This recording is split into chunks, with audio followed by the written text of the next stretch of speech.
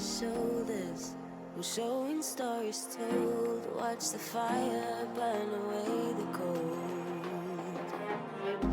I am rising from the dust. Despite how much we lost, you will not take away my strength. You will not take away my strength.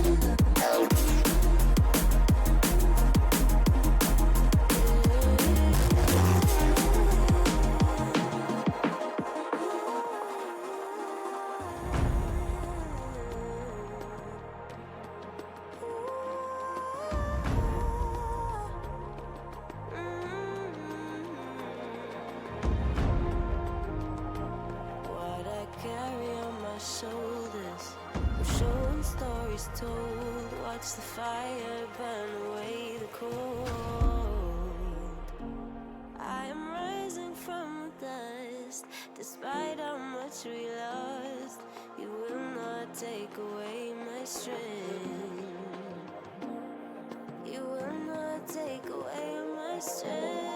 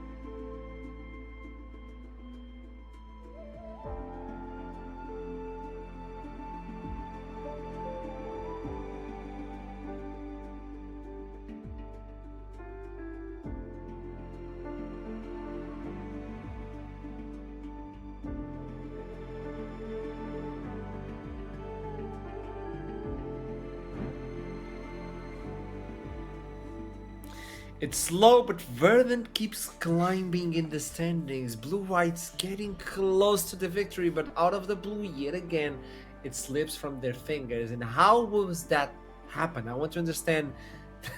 I see a bird. No, how did that happen to begin with? It felt really weird watching this game because Blue Whites were level for, again, the majority of this match. And then Shihan was the X factor for me. The only area of the map that wasn't even really ever was that top lane. From a level 3 dive in the top lane to CS leads to constant side lane domination into dives individually. And what Shihan did really well this game was take that lead from topside and transition it into the rest of the map as well. There wasn't just one instance, there was multiple where he either TPs in or just walks to his team, comes to the 5v5, comes to the big team fight where those crucial game-breaking decisions happen and is able to make the difference in the fight, catch multiple man stuns and set up his team for success. I mean, for me, experience as a 5-man unit was probably the big defining factor here. And even though we would normally give that towards Blue Whites, they are trying to integrate a new person in towards their dynamic. And let's be real, their opponents have more of an experience at this kind of a level, right? And I do think that definitely showed, but this was another classic NLC game in terms of how close it was for so long, right? Every game today has been like that. Hopefully that trend continues with our next game as we get ready into NORD. But the most important thing is I am 1 point off a perfect day, right? And that is we are insane. 1 point off a perfect We day. are 1 point off. Me and We Morgan are actually have 1 the point exact off a same perfect guesses day. for today. You also only have 1 point on the last one? Yeah. Oh my lord, okay. So for us, it's about potentially getting the perfect day, whereas for Foxdrop and Hitrain, over on the casters, they both have 5 points on opposite sides on the next one. So We were sat last game Yeah. sweating on the 5-pointer. Yes! Today, last game, we're kind of like, okay, 1 point, Okay, that's done it. fine. If we lose a point, we lose a point, so be it. But the two Yeah. casters, they are at each other's necks, I'm hoping, for this game. Oh yeah. Well, for Verdant, though, they were like, we need this point. So let's talk with X-Drop, who actually got the point on another interview. Welcome back. I mean, I think I saw you like recently. I don't know. Yeah, maybe, might have happened. Supposedly tomorrow it's gonna drop like a big interview of someone of your team. I don't know, just pointing it out. We'll see. Hey, you got the W. Were you Yeah. concerned at any point in the game? I mean, for sure we made like errors. So like from my side, I was a bit worried because obviously on both sides some things went wrong, and they did manage to get a lead. But I think going into mid game when we started playing out this more 1-4 style scenario, I started getting more trust because Shihan was playing really well on the side lane. He was getting a huge lead on the Gnar. He was really putting in the work, and it also felt like Blue Whites didn't really do much to really progress the game. So yeah, it felt like it kind of stagnated on the 4-man, whereas our top laner kept on getting more and more ahead. So yeah, we were slowly getting out on top. Is what it felt like to me during the game.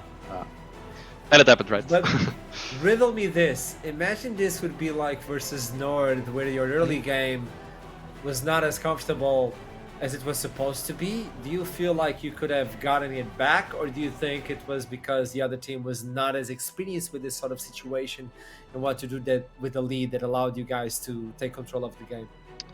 I mean, it's an interesting question. I think every game is unique. I said this to my team as well, like, because obviously Blue Whites, compared to some other teams in the league, they're having way worse stat line, right? But yeah, every game is unique. Every team can have good games, bad games. I think for us and for Blue White, it wasn't the cleanest game today. And if we are playing against teams like NORD, you would expect them to be able to accelerate more when they do have leads. So I think NORD will, on paper, they should do much better in these type of scenarios, but you never know. It is like still Game league, by right? game. You never know. Yeah. A game by game. So tell me something. We reached the end of the first half of the split. Obviously, I don't think the score that you currently retain is what you were looking for. At least when I look into the team, it certainly doesn't seem like it.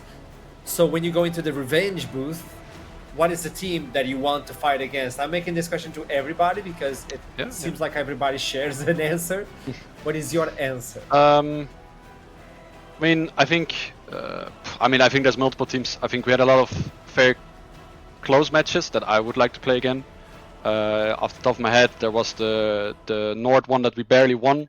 That was really close. I think there's also the RUD one that was close. That ended, not going into our favor. But to me, the match I'm looking for to the most, match tomorrow actually against Venom Crest. I think their team had a really good draft against us the first game, and I think we were also a bit lost as a team back then. It was the first game, getting into it, didn't really know how to approach it yet, as well as we do now. So I think that's the match I'm looking forward to the most, getting the rematch, getting to show an actual match, and not just kind of a one-sided slow march to victory that Venom Crest had last time around. Now let's disregard the team as a whole and let's look into the bot lane, because I still consider you like one of the remain AD carries, like real AD carries in the league, but also as a good AD carry. Like it seems like everybody is shifting into AP. You're still holding strong into your lane. When you look into the bot lane, who do you want to face as an AD carry? Who you want to beat up? It's not even about revenge. Who do you want to beat up? I mean, it's just going to be the same. In game. And now it's going to be the same answer again. I think Lingard last time around, he pulled out the Ziggs into the Caitlyn. I mean, props to them, right? It was a good matchup, and it also left me a bit unable to do anything, a bit powerless. And I saw you play Brand today, so I hope we're not getting into another mage bot lane. That would be kind of anticlimactic for me. But yeah, if we can get like a banger matchup there and like fight it out, ADC to ADC, I think that would be really fun. And I think it would also be a close match. So that's one I'm looking forward to as well. Last question for you. The bot lane is an interesting lane because on the top you live in an island, in the mid you're always gangs, but on the bot you're sharing your life with someone else. It's like you're married to someone. In your state you're actually with the Portuguese support. My question to you, since you guys have developed some sort of communication or even relationship as a teammate, did the Portuguese folk ever share the recipe with you? The Portuguese recipe? The Portuguese recipe? Oh no, I mean, I have to ask Kamsky about that one. If you're telling me, he hasn't actually spoken about it. You never shared anything. No, he never talked did. about dog for the Zinnia nothing. No, sadly he didn't. So I have to chase him down for that one, I think. I understand. That's where the victory will start showing up. I'm just saying. Yeah, I believe that. That's a good tip. That's a good tip. I'll remember it. Thank you so much, Extra. It's a pleasure to talk to you. Thank you. Best of luck for the second half. Yeah, thank you. It's important. When did you share Bitok with us? What's the recipe for that? Why are we?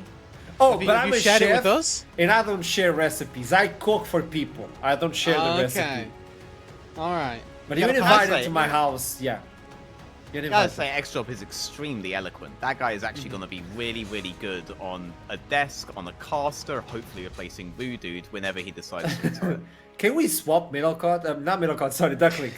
It's oh my god. Force of habit. Can't stop. Force of habit. Stop catching strays. I was right here. I was holding the L for that one.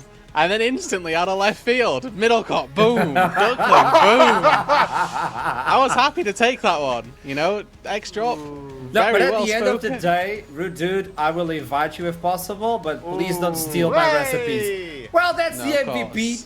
Kinda obvious. See the split push. Finally, top laners are getting, attention. Recognition. It's what they've always wanted, and now they'll be demanding ganks. Demanding maybe one or more dives a game. It's kind of scary what we're gonna do now with feeding the ego. Yeah. Well, we need to stop right now. Let's feed ourselves with dessert. This is the last match of the first half of the split. Ruddy versus NORD. We've been talking about this non-stop, and they had 4 weeks of preparation into this one. These could very easily, for me, be the two strongest teams that we have in the league, and that's could. And sorry, no, you know what? You're right, veteran. These are the two strongest teams in the league. Let me say it with chest, okay? In my opinion, the two strongest teams that we have playing each other on the final day of the first round robin. I've been extremely high on Ecstasy as an AD carry coming in, and he's playing up against Nata, who has been superb throughout this split. genuinely one of the top ADs that we've got. I think that this bot lane matchup is going to be very exciting. Also, looking at the jungle for Ruddy, that I think Kityurikan has been the single best jungler in the league, and he's been playing carries while doing it. I have information for both of you.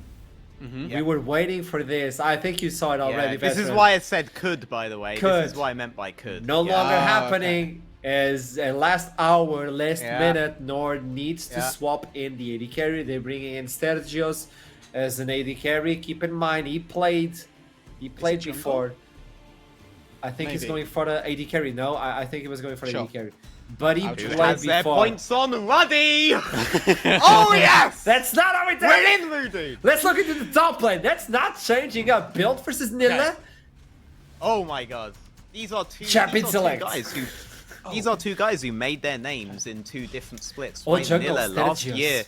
last year spring we were talking about Nilla so much as being like the split pusher of the NLC, and then in spring this year we were talking about Built so much as that potential carry top lane presence for Ruddy. So it's kind of a clash of two different generations of hyped up NLC top laner, but in both times once we got to summer the teams kind of forgot about their identity as that Built. This time around we've seen a lot of tanks coming out from him instead. That Zac being banned away is indicative of it, and Nilla last season summer we saw him being moved onto Scion duty with that Verdant super team lineup, if you remember that, the ill-fated one. This time around though, Nilla, it does seem like he's playing a lot of carries again, and I'm hoping that with the top lane tank pool being pinched here, that we might be able to see Built on some as well. I'd love to see some carry v carry matchup in that top side. Yeah, you know, just quickly highlighting that the carry versus carry is a possibility. Built, a very big Riven player, just to keep you all apprised of last split, it was banned for pretty much the majority of the split up against them. Rumble never gets let through pick ban, but with these obviously slightly altered bans, I think the the Karthus ban versus Kityurikan is a very wise one. The Zac, obviously away from Built this time round, has opened up for this Rumble pick to begin with. Yeah, Rumble, one of the most broken picks in the meta right now, is 100% Yes. presence in the LEC, so a lot of players do fear it. Its big thing is going into low mobility compositions. Ecstasy as being a huge Jinx player, that's the exact kind of champion that Rumble wants to be against Corki. Bit more high mobility, something like an Ezreal or a Kai'Sa you could also potentially expect to see once that Rumble is brought out. You don't want to give them an angle to use that Rumble as an insta flash burner into potentially a game-winning teamfight later once that Rumble ultimate cooldown comes off. Also just want to make a quick note, with Stergios and jungle there, jungle isn't typically the role we look at on NORD as being the big carry role. So maybe Stergios is going to be able to fill in that 2v4 shoes to an extent where it won't damage NORD too much. We're not trying to offend Stergios at all when we say that, just, you know, a last minute substitution in from a guy from one role to another. You have to assume that how good he is as an individual jungler fitting within NORD's system right now as a jungler, that's likely going to put them on the back foot. You know what's And interesting? also- Sometimes to talk about shot calling and the way NORD are working, and now you actually have the coach to give the shot calling in the position that allows you to give a lot of shot calling. I don't know, maybe it's a small buff, but also an unbuff, like a debuff, because you have to play with someone that is not used to play with you. There are two ways to look at this, right? One way is that, like, the only way that I've ever seen this work is my absolute goat Hebaheen, the Platinum Hardstuck Zillion player, subbing himself in for Z10 at the end of the MEA Masters. That was so out of absolute place. homie G. Shout outs to that guy. Yes. Absolutely based. They got completely stomped, but you could demonstrably see the impact they had on Z10 now that they completely suck in Ultra Liga. Stergios, though, coming in here as a coach, potentially with some actual non-delusional game knowledge, could actually implement some strategies that they have been doing. It is surprising to me when I heard there was going to be a jungle substitution. I was actually starting to sweat because the other coach they have is Memento. Yeah. And I've actually worked with that guy. I know that guy is a huge shot caller in game, and I thought that is what we were going to end up seeing. The fact that Memento's trust in Stergios, though, I think this guy's probably not someone to be dilly-dallied on, or Memento would just be doing this himself. Yeah. So I am genuinely interested. I think it is, especially from the jungle role, a good position to implement broader game strategies that a coach would actually talk about. I actually think that could be, there's a non-zero chance that's actually going to have a good impact for them by having someone like Stergios there. You got the Yone in the mid lane for Alex. Tell me, Rudud. Yeah, this is a great time. Obviously, we've hyped up the power that Sturgios may well have.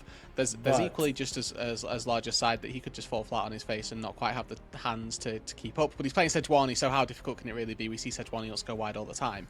Looking at the Ruddy composition, though, that's what I want to dial down on for the time being, because they have got 3 insanely powerful team fighters if they all are able to link up with one another. The Rel Rumble combo is a sort of new age hot pot combo. The Rel just keeps everybody locked in. You layer the equalizer on top of the Rel and you have an absolutely wonderful team fight. Now you've got Fate Sealed on top of that, on Alex as well, no less. A very nice mid laner to take with this combination already.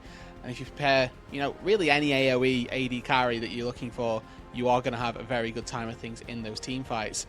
But Hunt has opted into a very, very interesting matchup. We were talking about Spice earlier, Arsham. This is definitely up there on the scale. Plenty of Scovilles for the Akali versus Yone.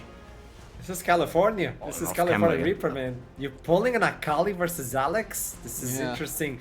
If we're not going to get juked in Nili. Wow, okay. Okay, so into Corki, into Vayne, into Leona, into Sedge, brilliant. Normally, though, you wait for the top laner because what you want to see is that you have a good side lane to play through later on and the good 3v3 midsection. Here he's saying he can at least match the Akali no matter what, right? Vayne, one of the best anti-assassin picks in the game. You have fairly HP effective build paths that you can go into later on versus them, and your E is obviously brilliant anti-dive.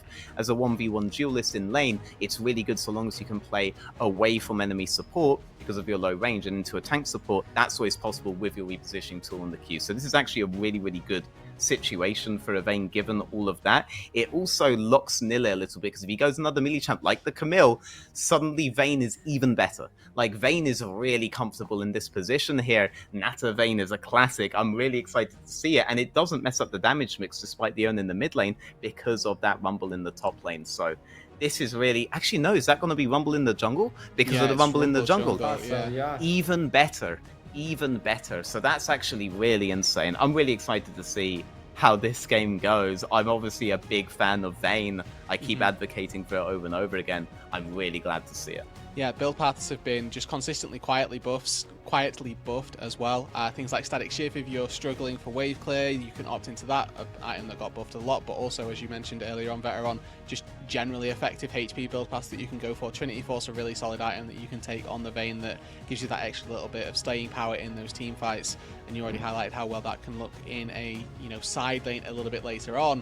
I'm quite a big fan of the fact that we got to see NORD use the Corki down on the bot side. Vayne's notorious weakness is her early game, so if you're able to use Corki with Hail of Blades, with that Gatling gun early on, you can punish the Vayne very easily if you can get in range. That's the important part that you need to think about, because the way those engages are going to happen is Leona's going to try and press E.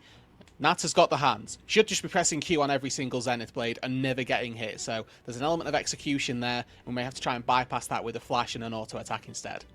Well, last match of the first half of the split. It is NORD versus RUD, the team that everybody wants to beat, versus the meme. That is no longer a meme. They're a powerhouse. So let's jump into the riff. Before that, let's introduce the causes for today. The last match, Iprain and Fox. 5v5 points. Oh boy. 5v5 points on the line. This one is going all out. How do you feel about the picks and bans and the jungle sub, Foxy? You got 5 on NORD. Honestly, it was like, oh, NORD's got a sub. I was like, oh my god. Okay, I'm feeling well good right now. That draft was really big brain as well. Like the Rumble flex, and then it actually was like a Sante in the end. Beautiful, beautiful from Ruddy. I really like that. I do really like Ruddy's drafts. Yeah, Rail Rumble is always a really strong combo as well. Yeah. So that's painful in and of itself. It's just, yeah, you're checking Alex's Yone with an Akali. That's very risky, but I mean, I respect it, but it's very risky. And I'm just not feeling the Camille, to be honest, either. You know, we've already seen that struggle once a day. It is Nille, but I don't know. So yeah. Yeah, I feel like as much as maybe I've been a little biased because I've put 5 points on Ruddy, and today has been tragic for me. At least my 1-pointers have gone bad. Me looking at this game, you have to keep in mind, normally Nille's a very safe top laner. Like, he's someone who typically I've seen him lose a couple of times, but like most of the time he's at least going even or just kind of holding his own in the lane. It's a hard matchup. We saw it at the beginning of the day with DMG and Natives. But, you know, I feel like if someone's going to be able to neutralize this lane on Camille, I feel Nilly's one of the top laners in the league. I talked about his last time actually with Nilly. I kind of akin him to like Shikari back from the old days, in the sense where like Shikari would just not lose lane, and that's kind of what I'm expecting from Nilly in this one. Yes, and I think as the game goes on, you want him to be that kind of split push threat, but there's always that danger, I guess, being a split push threat. If someone like Cassante would just completely nullify it, like I don't think Cassante is ever going to get dove like we saw in the last game. Yeah. He should be able to clear waves pretty efficiently as well. Should be able to keep that Camille in check, in which case Camille then wants to roam around and stuff, and it's like, okay, if you're roaming around and grouping up, then wouldn't you rather have the Cassante in your team? So yeah, it's Another big concern for me on Ruddy is their ADC. They have a Vayne, obviously a typically famously short range ADC, a champion who needs items to really become relevant. I am hoping they can pilot this well, because I also do feel, you know, for the side of Ruddy, if this Vayne gets put behind, if this Vayne doesn't really get going in the game, they are relying on, you know, on this Rumble and Yone to be their primary damage dealers. Now, we know that their Yone's, well, their mid is Alex, yeah. Super capable on this champion. He's actually played it quite a few times this split, and he's looked really, really scary on the Yone. But, you know, you do have your concerns that you have a low-range ADC who could be susceptible to getting picked off and could potentially offer very little. On the other hand, if the Vayne does get going, it's a 1v5 machine. So you are kind of putting your eggs in the Vayne basket and hoping it pays off. I think as well, you know, someone like Vayne can just jump forward, bundle in. You know, that low range isn't necessarily a huge deal when you've got things like Rumble, Rel ulti, Yone jumping in as well. Like if you're all just like going crazy forward, then Vayne can join in on that. So there's that as a potential as well to make Vayne decent. But yeah, it could be a weak point there for Ruddy. Could be indeed, but I believe we are ready to go into this final game of the day. So this is Ruddy versus NORD.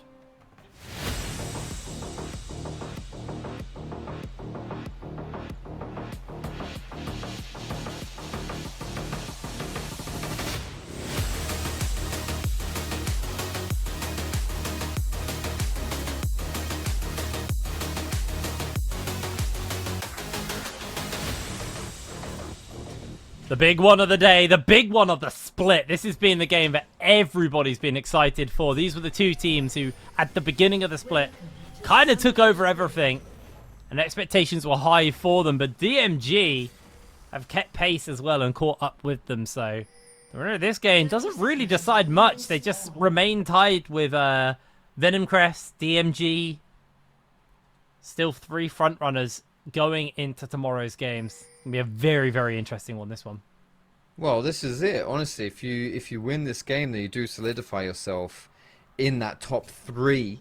And you know, if you lose, then suddenly you could potentially be flirting with, you know, falling into out of a playoff spot potentially, or at least, you know, right? Like there is something going on there. So yeah, definitely something that both these teams, obviously, I think it's more than just the standings. However, right? These are the two teams I'd say have looked probably the best across the first half of this round robin here, and I'm quite excited to see how these guys match up, and quite exciting teams to watch. Obviously, Ruddy, there's so much about these guys that is exciting, and for NORD, I just love the playstyle that Romeo has in this bot side as well, to just permanently roam around, kind of clue is in the name, and yeah, just always have pressure on these maps. So Hunt in that mid lane might see a lot of visits from Romeo to help him out against Alex, in which case this Yone Akali matchup, which is already quite exciting and explosive by itself, could have even more excitement to it. Yeah, it really could. Obviously, keep an eye on Kit Rukin here. He's just found Sergius, the fill-in jungler, coming in, smites away his Gromp, and that is bit weird. That is tilt-inducing, just to have an enemy Rumble walk in, grab that. Yeah. I believe he even got a little bit of his first strike in there as well. Not that it would have been much gold at this point, but even so, just little things like that, they just get into your head when you're filling in. You're probably nervous. The enemy jungler comes and gets you on your second camp and takes that camp away, slowing down your progression through the jungle as well.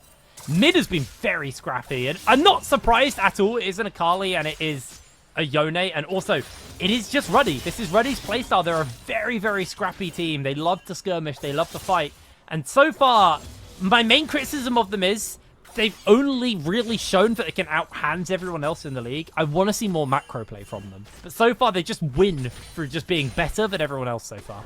Yeah, and it doesn't mean they don't have the capacity to do macro play. Yes. It's like they don't really need to, right? If you're just smashing people around with these very like egocentric picks, if you can call it that, you know, things like the Yone, for example, then yeah, you don't really have to do macro, right? You can just kind of chill out and do your bits and succeed that way.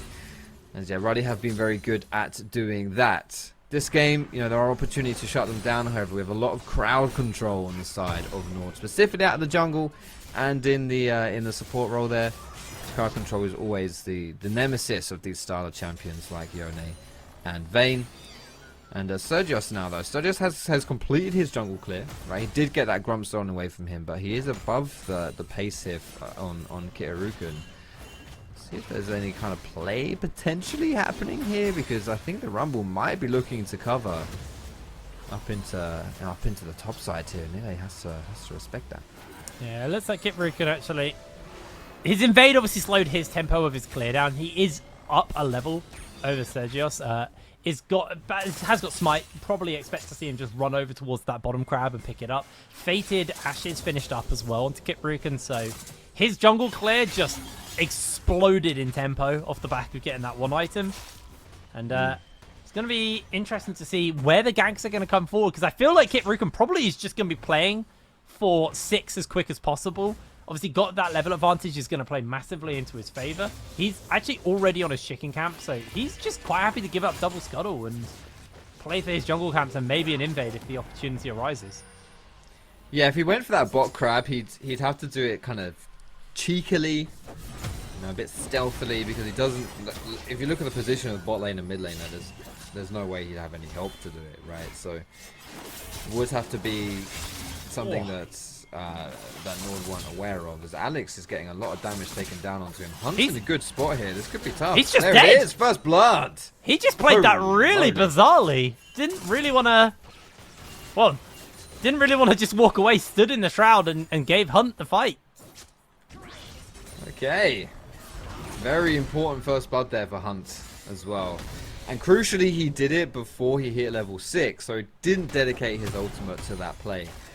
So his ulti is available for potential future play in that mid lane there.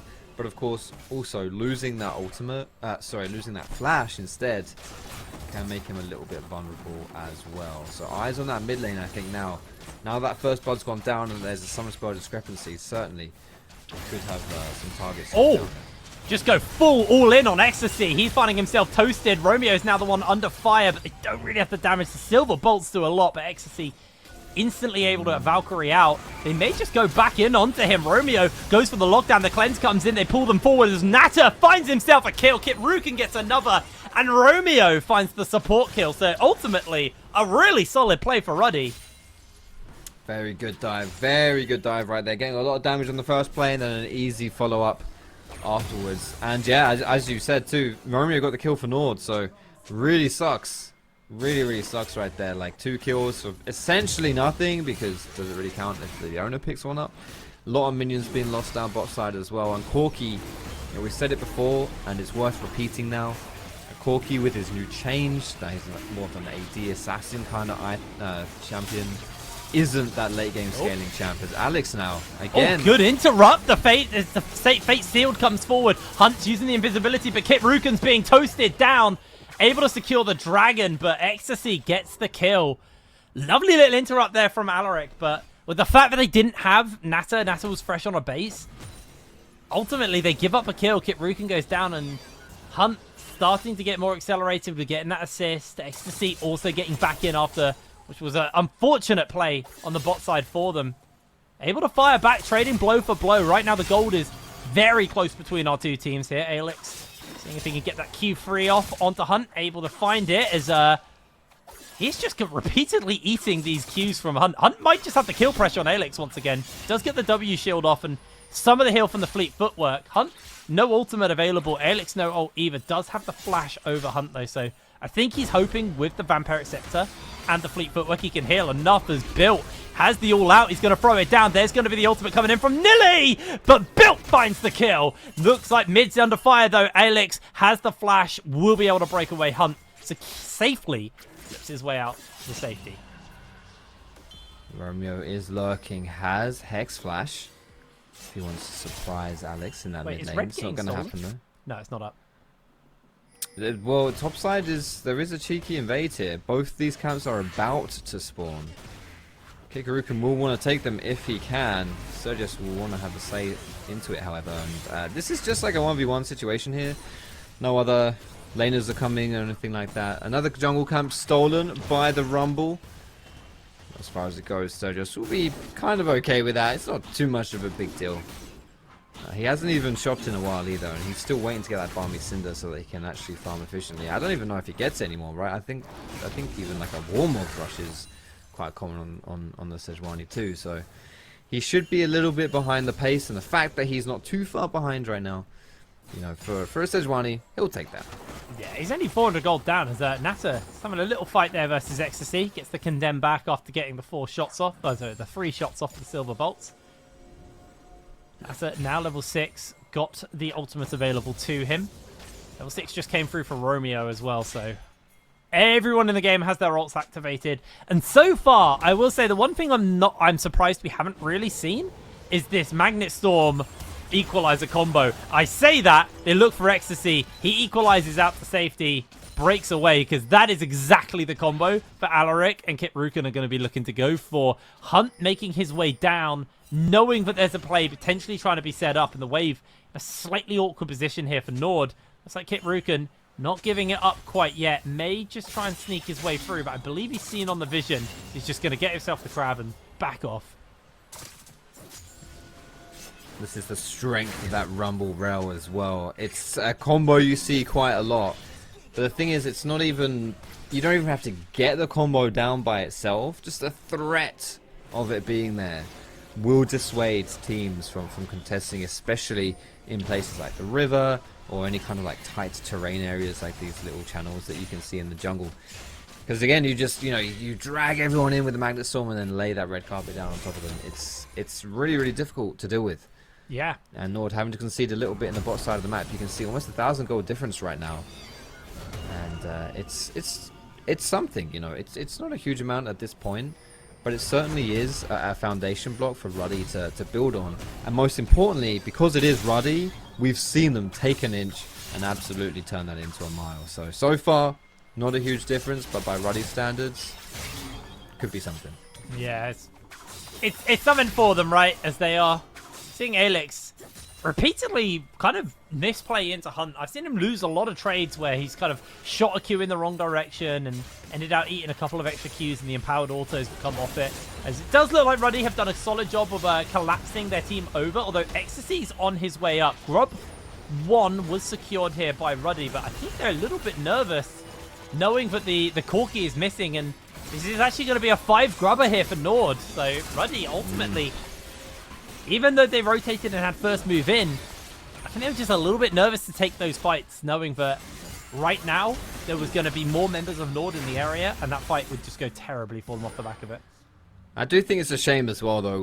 With the combos that Ruddy was drafted, those are the kind of fights that work out, or can work out, really in your favor.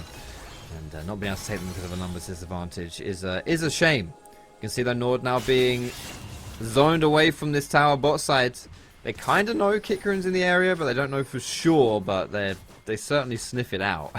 They've got a feeling something's happening here. I mean, Nada's standing so aggressively for the plates. They got the Flamers, they got the Condemn into the wall. They're going to jump forward. There's going to be the Equalizer. Instantly flashed out. Teleport comes down. Solar Flare does connect. Nata finds himself in danger, but the lockdowns land on Kit Rukin. They get the damage. In comes the Fate Sealed from Alex. Damage is huge. Hunt is toasted. What? Kit Rukin goes down. Ruddy limp away from the fight as Ecstasy goes for the kill. Alaric sacrifices himself for the team. Ruddy trade 1 for 1. Support for mid. so close as well there for being terrible for Ruddy. A lot of really low health bars, and Hunt was very close to picking them up. But to be honest, he was too greedy. He dove into the back of everyone trying to pick them off, and it just wasn't there. Instead, getting himself killed. I think he could have just stayed around and probably just got a kill onto Alex. Oh, he's going to do some This could be work Dragon here. number 2. No, he's not. Nah, Alex just checking it. Just Yone things as well, of course. And that's it. Okay, so a decent response, though, I'll say, for NORD in that situation. It looked kind of tough, but coming out on top and getting the dragon as well. I think the difference maker was Kit Ruken ulted one target, and they instantly flashed out of that ult, and it was onto Romeo. So had that fight kind of taken a little bit back, and when the Fate Steel came down, you had the Equalizer on top of that. That would have been a massive difference maker, but this time they're a little bit more defensive on that. But now it's in the flash forward onto Hunt. Hunt's being run down. They've got the knock up charged up onto Alex. He's able to connect it. Hunt's losing a lot of HP here. Alex secures the kill. Is that Alaric? I don't think you want to fight a Sejuani underneath a tower. That's going to go well for you. It's built. It's having a scrap here versus Nilly. You can see there's a potential play coming in onto him. The all out is available to Built. He's just going to jump back. Has the Q3 charged up. Kit Ruken's making his way over. Equalizer available. They get the lockdown. They get the everything. The hook shot to safety. Nilly will make his way out to safety. Tough position here for Nile in topside. Finally gets an advantage over Built and finds himself in a 1 versus 3. This is going to be the tower dive. Yeah, I think he might be in trouble. They're catching the wave as well. Nilly doing his best to hold out. The all-out still available at a Built, which is going to make this even more scary for him. Equalizer will come down. There's the Q. It goes wide. They do miss everything. The Mana Storm comes out, but that's going to be the kill. Alaric should go down to the tower shots here. So they trade out 1 for 1 in a 1 versus 3. Nilly played that very, very well. Yeah, but yeah, Ruddy though. Ruddy, what you doing? That was a bit, I don't know, maybe overforced, a bit ham-fisted, a tad. They were obviously very telegraphed in that position there.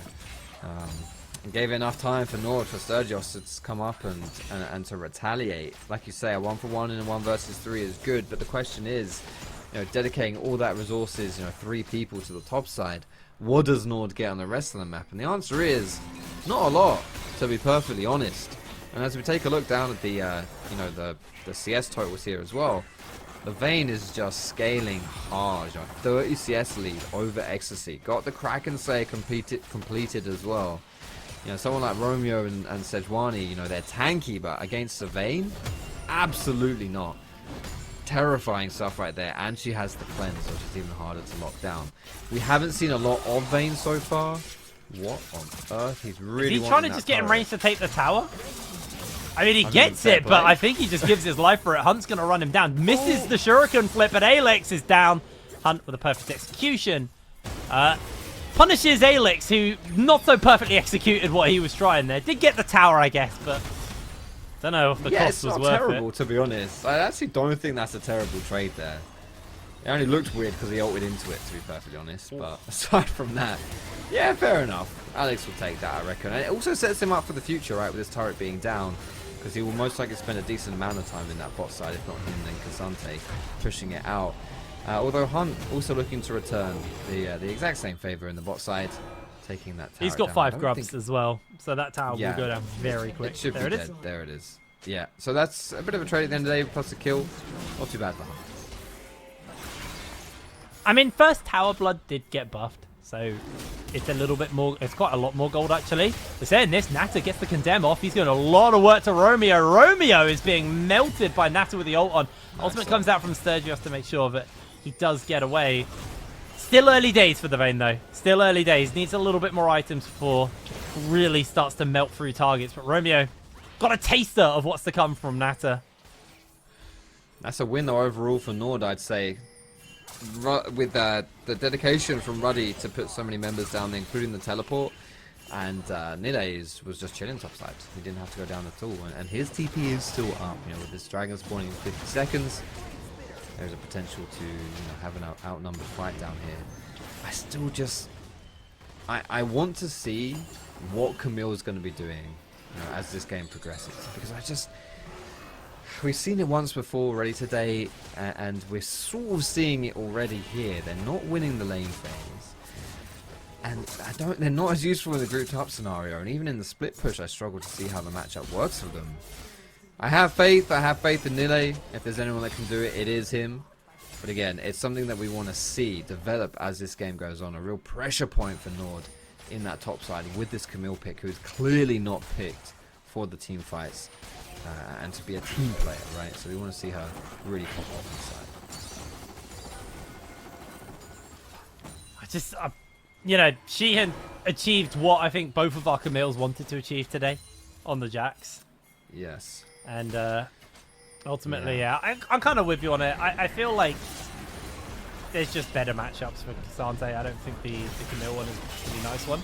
Alex actually gets the knock up. There is a flank coming in on the teleport. The solar flare comes out. Romeo finds himself taken down. Nilly's behind. He's got Hunt with him, but Ruddy just death ball together. Shuriken flip hits onto one. Just going to send him packing, but Alaric now chasing Hunt down. Don't know if they're going to be able to close the gap onto them. Hunt should be able to break away from this one, and Ruddy able to pick themselves up this dragon. That'll be dragon number 2 for Ruddy. Ocean Soul as well is going to make the life of Hunt and Nilly a lot harder if they pick it up. Alex finds himself in a 1 versus 2 scenario. Gets the fate sealed only onto one though. Ecstasy's able to survive it. Down he goes. Ecstasy on a killing spree, but Nata's jumping forward. Equalizer comes out. They dodge away on the ultimate there from Nata as he's looking for Sergios. Now getting the damage onto Ecstasy. Able to get himself the kill. Kit Ruken also securing one for his team as Romeo now being hunted down. They get the knockback. Nata's just putting some damage into Romeo. Romeo will fall. Nata on a killing spree. Ruddy starting to take over this game. 5,000 gold up. It started out good for NORD there, getting that pick onto Alex. Pretty much free as well, but that closure in from Ruddy, from the dragon, really did just put the dagger into NORD. 5,000 gold, as you said, before 20 minutes. Like, my goodness. Closer to 4, but still, that's a crazy amount of gold difference right here. Yeah, they've just really turned it on, haven't they? They seem to do this, right? They seem to do it. They reach a certain point, and with a team comp that spikes on like 1 or 2 items. Vayne has those 2 items now. She's 3-0 and 4. Triforce plus Kraken Slayer. Rumble has got his full build as well because he built Leandri's. He's sorted, he's done, doesn't need any more items. And this is it now. It's so difficult in these skirmishes, in these scraps for NORD to survive. I just don't... NORD are playing for these team fights. You know, they're opting into them. But they don't work. They're not where you're strong. It's not happening. Ruddy with the great punish. Triforce obviously on Nada. It's going to be a big spike for them. I am not familiar with Vayne builds, to be honest, anymore. I don't know what they go after Kraken Slayer Triforce. Is it like a Gwynzoo's angle? Maybe Ginzu's or something, yeah, it's got to probably. be, right? Yeah, That I feels don't know like if the best Flicker item. Blade or like Yuntao or something is a thing as well. Maybe it's not going to be IE. It's got to be some kind of attack speed item, I would imagine. It could be Bork, I guess. There's a lot of tanks. A lot of health. Yeah. Burn through. No, that's true. Borg tends to be like a first item as well if you do see it. True. But yeah. it wouldn't be. Gwynzoo's is probably the best item here. Yeah, you think Really it's ramps something up the along those damage lines. for her. Yeah, I've also seen things like Shield Bow, Bloodthirster, these kind of items to keep themselves a little bit safer. Like, there is no enchanter in this game. They have a lot of people, like tanky people, and even things like Rumble and Yone, who will buy a lot of space, create a lot of space for Vayne. I feel if it is going to be a Gwynzoo's third, then it'll probably be like a I always forget the name of it. The purple helm item, the tank one. Jack Show. Show. Kind of give a little bit of survivability over, because that's a pretty normal Vayne thing. This is the equalizer into the Magnet Storm. Kit Ruken finds the kill. That's the combo we've been talking about all game long.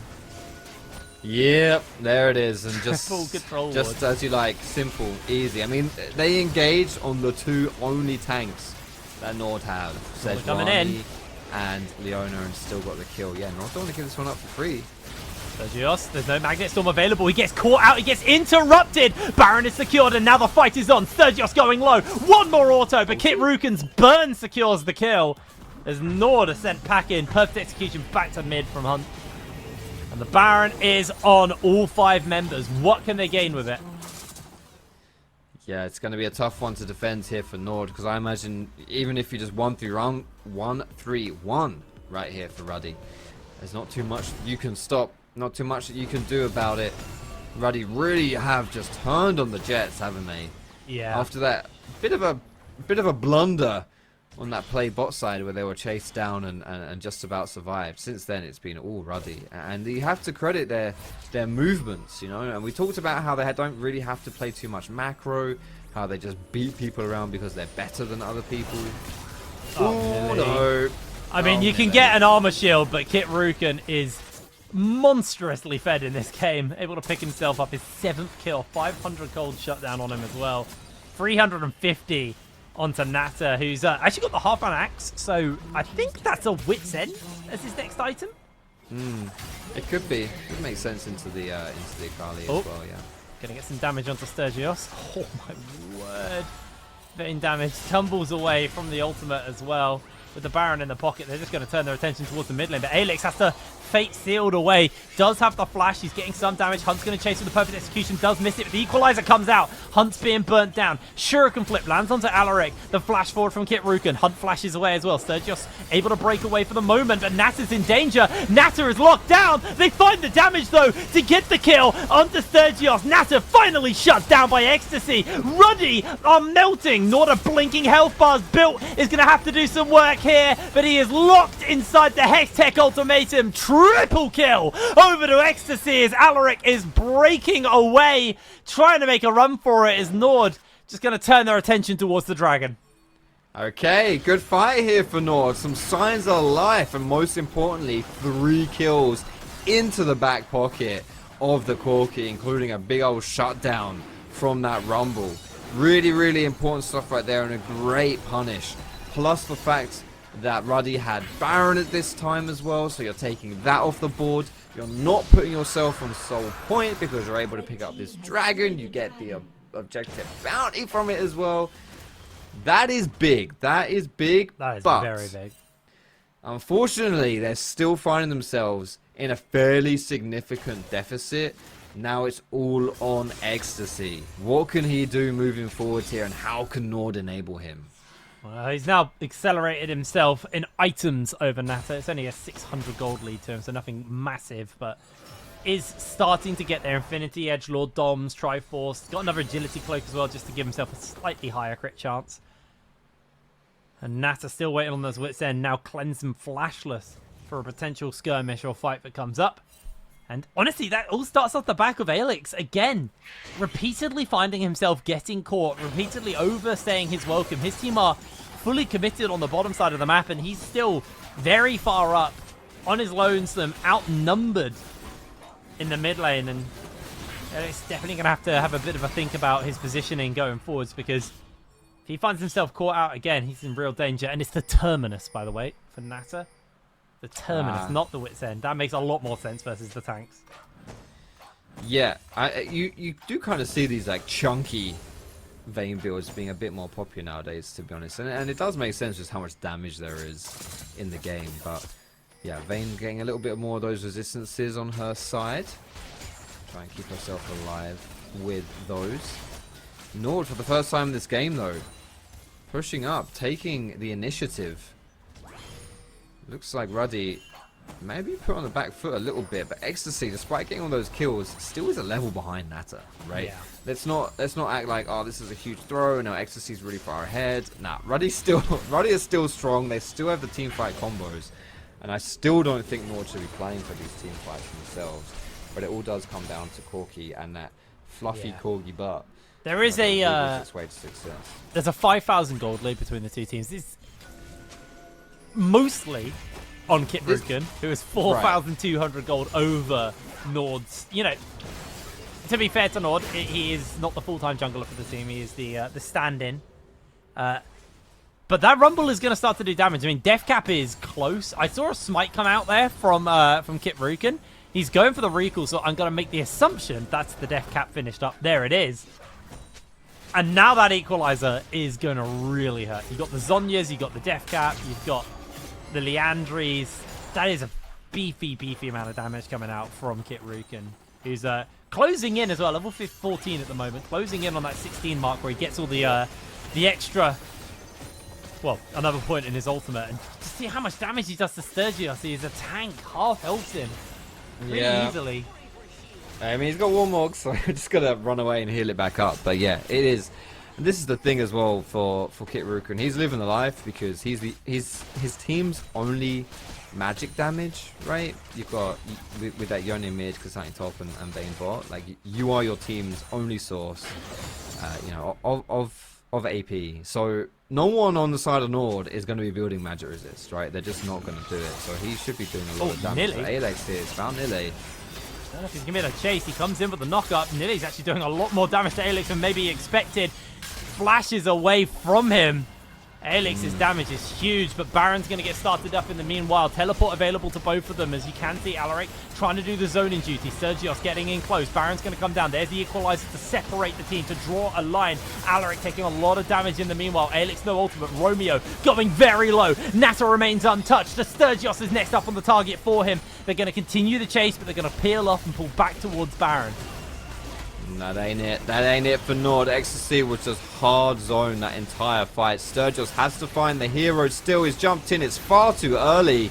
Oh, he's kidnapped away by Built. Built with the all-out's going to keep the pressure in. Sturgios goes down. Baron is quick to follow. Ruddy going to be able to take the reset. Ecstasy does get the mid-tier 2 as an answer out. Dragon spawning in 30 seconds, so it's going to have to be a quick recall from Ruddy, as they do not want to give Soul Point over to the enemy team. I think NORD had potential to play that fight there, but Ecstasy was just not able to get in. Unfortunately for NORD, they all dive forward. They push forward. And that's just not what NORD wants to do, especially when Ecstasy, you know, you need to have him be around. Absolutely, that is just a non-negotiable. He has to be in the fight. He has to be protected. He has to be enabled. And they did not do that in the slightest. And as such, it was a really, really easy team fight for Ruddy to just mop up and make it their own. And as such, it's now, you know, 7,000 gold lead here. The Baron's being picked up. This will be Soul Point right now for Ruddy too. We mentioned a little bit about the gold difference here before. A lot of it is just on Kit Ruken, and obviously being the only AP, that's really, really nice for Ruddy. But still, outside of that, you can see like 2k being on the supports. That's not a big deal. And then from the carries perspective, NORD's actually the ones in the lead from mid and in bot. So there's still hope, right? That is a bit of a deceptive gold gap right there because of where the gold is being allocated. But NORD have to find a way to get Ecstasy to make it work. Hex Flash, not going to go in. They're going to full commit. The equalizer comes down. They do throw down the ultimate, but Nata, he's popped the ult. Nilly is taking so much damage. Look at the tumble. Nata dodges away from Sturgios. Ecstasy's low HP. So is Nilly, but look at NORD. They're trying to find the turnaround, but down they go. 2 members. Crumble make that 3. Sturgios falls. Triple kill for Nata. Chasing for the quadra kill. He's got the passive as he will go for Nilly. Nilly goes for the hero play. Nata dodges back, and there's the quadra kill for Nata. Quadra kill, easy peasy, as you like. Sits around, doesn't have to do too much in the lane phase. But these team fights, insane. The power of the Vayne right there. And that's what you like. These two teams coming into this game, both 4-2, both looking like the best teams. And let's be honest, Ruddy made this one look easy. They didn't always make the right decision. They didn't always do the best thing. But at no point did it really look like these guys were in any doubt of winning this game. Ruddy, they are a scary, scary team. Ruddy are, again, just out-handsing everybody in the league. Every time they go toe-to-toe, they win those fights. And I will admit, I think Alex could have been a little bit of a weak spot in that game. But, I mean, overall, Alex is just, you know, he's proven himself. So I think you're allowed an off game, to be completely fair. But I will say... He's just a psycho. Yeah, he was. He is just a psycho gamer. Psycho that game. It is. He's like the worst player for you to play against in solo queue, because no matter what he does, even if he does dumb things and puts himself really far behind or dies a lot, he will still be useful. Like we saw in that Nash fight, right? That Nash fight that happened, that was the one that led up to the end of the game. He just completely zoned Ecstasy away. He didn't even have ulti. He just knows what he's doing. He knows the limits of these champions. He knows how to play these kind of champions. He's always a threat. Yeah. Absolutely huge game there from Ruddy, who absolutely crushed NORD. We're going to throw ourselves to a quick break, then we're back. We'll have interviews and a breakdown of the day, so we'll see you in a moment. Break it down, break it down. Step on the gas, let's get out of town. We're gonna break out and have some fun. We're gonna do what you never done. Oh yeah, yeah. Come on, take your body with you. Bring some money with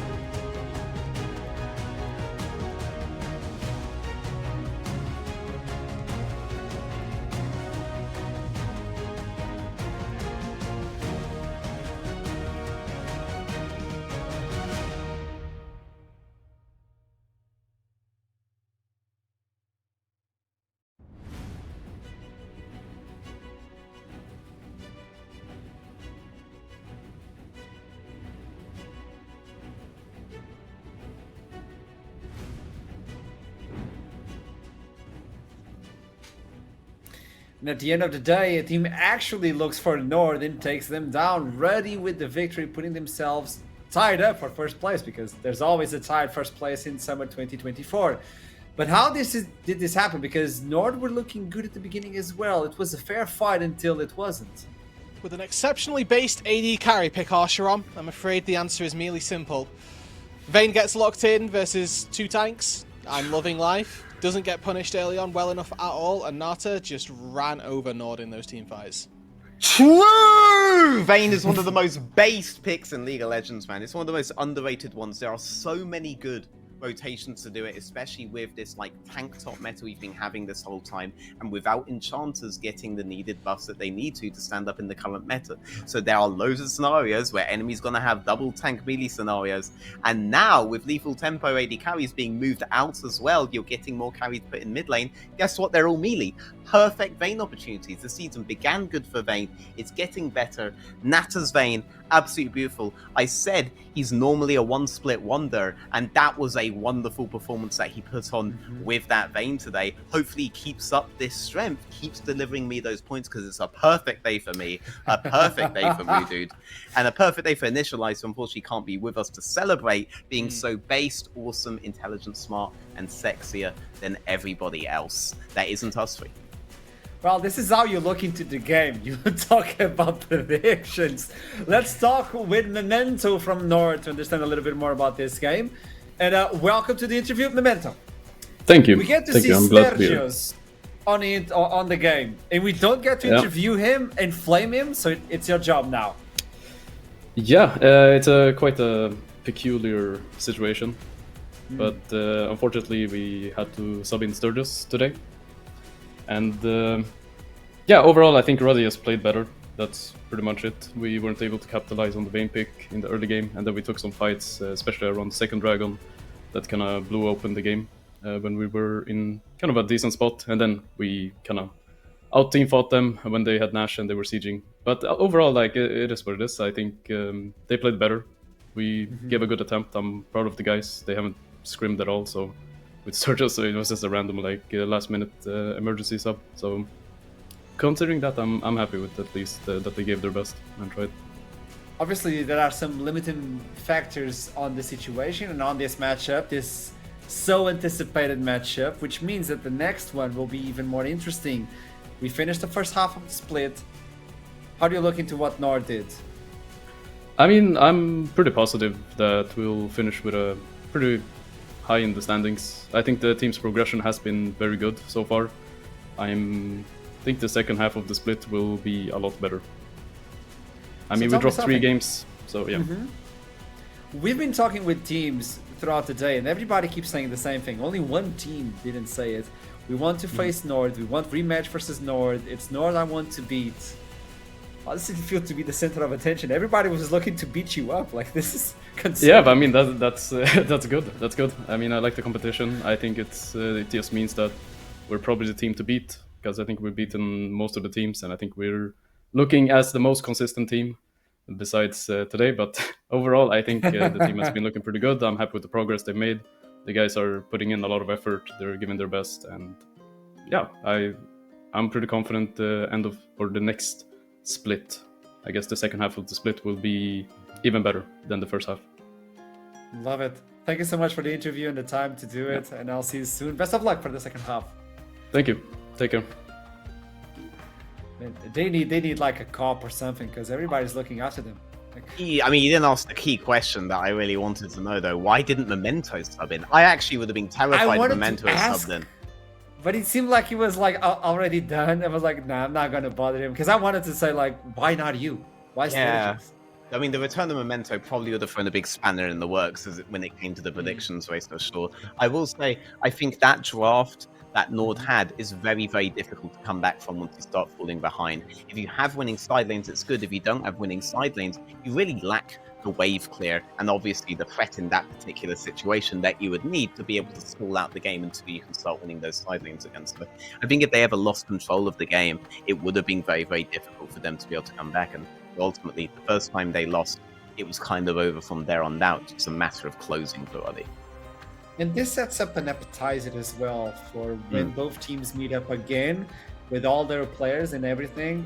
I like this idea. It was anticlimactic, but at the end of the day, it's like a setup for future. And talking about the future, let's look into the past and understand the standings as we finish the first half of the split with Venomcrest, DMG, and Ruddy tied up in first place.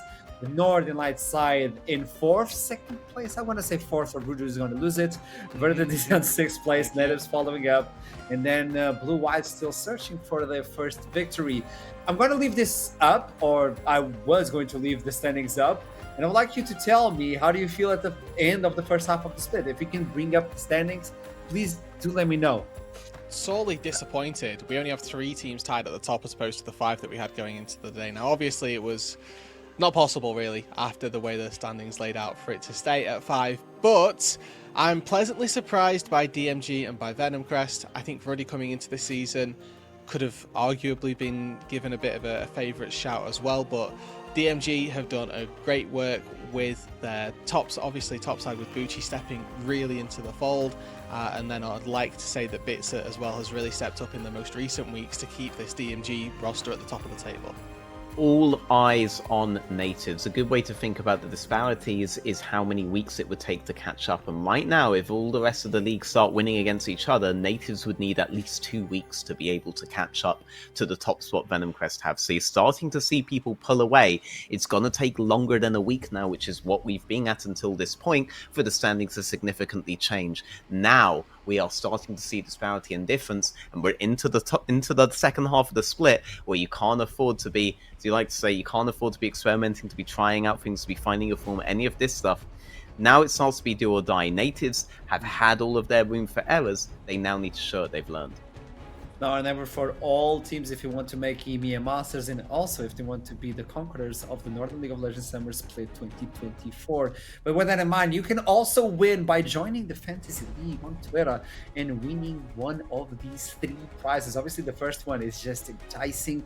The second one is going to be those headsets we keep using on broadcast. There's still CDX Xerox 5, which belonged to Middlecott, but we're just waiting for this to be over so we can return it.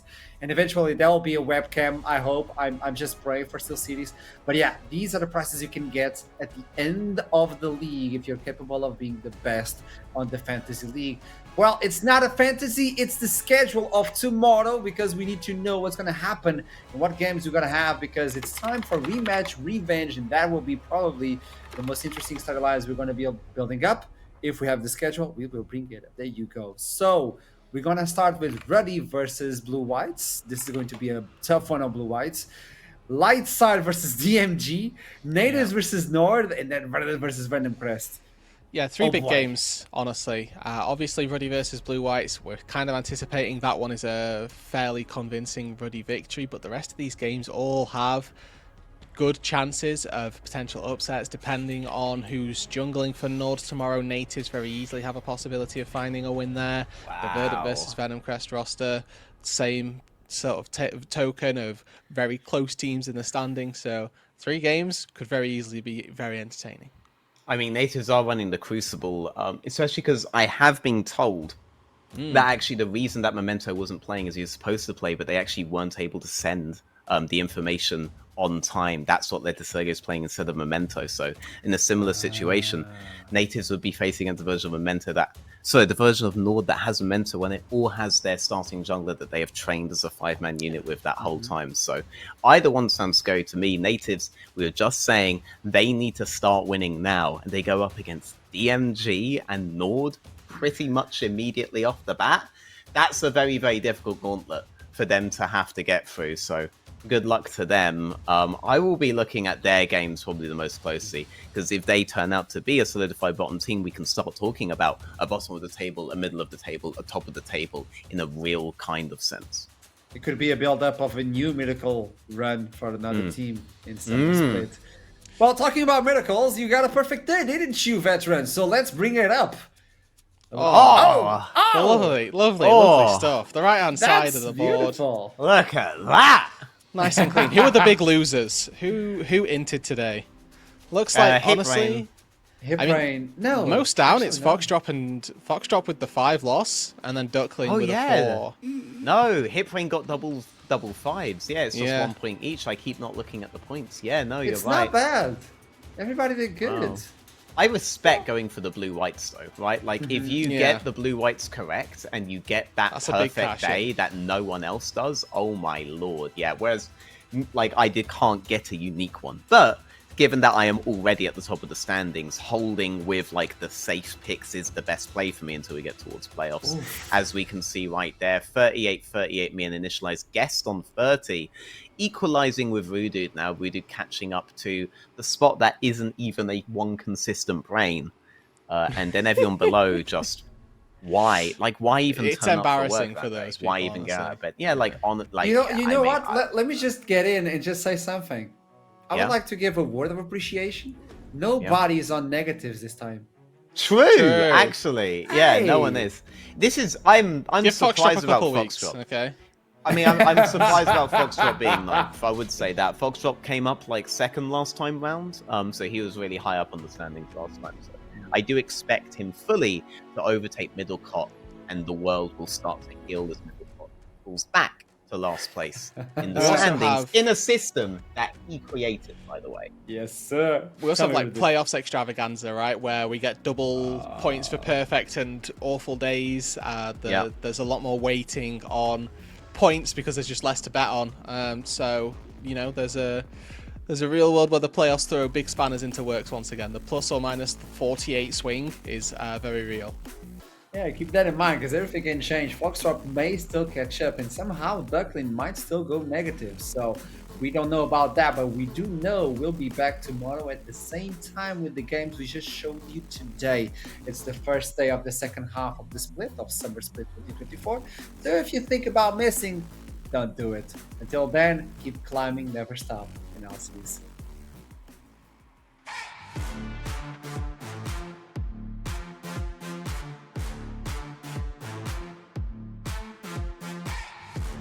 At SteelSeries, we make the headsets, mice, and keyboards that the world's best gamers win the most with. And we've been doing it since way back.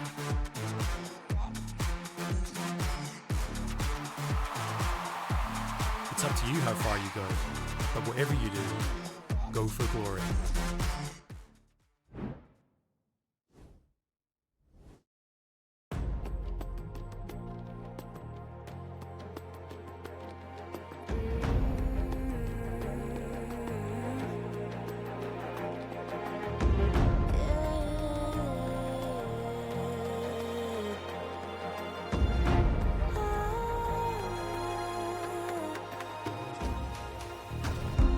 What I carry on my shoulders, I'm showing stories told. Watch the fire burn away the cold. I am rising from the dust, despite how much we lost. You will not take away my strength. You will not take away my strength.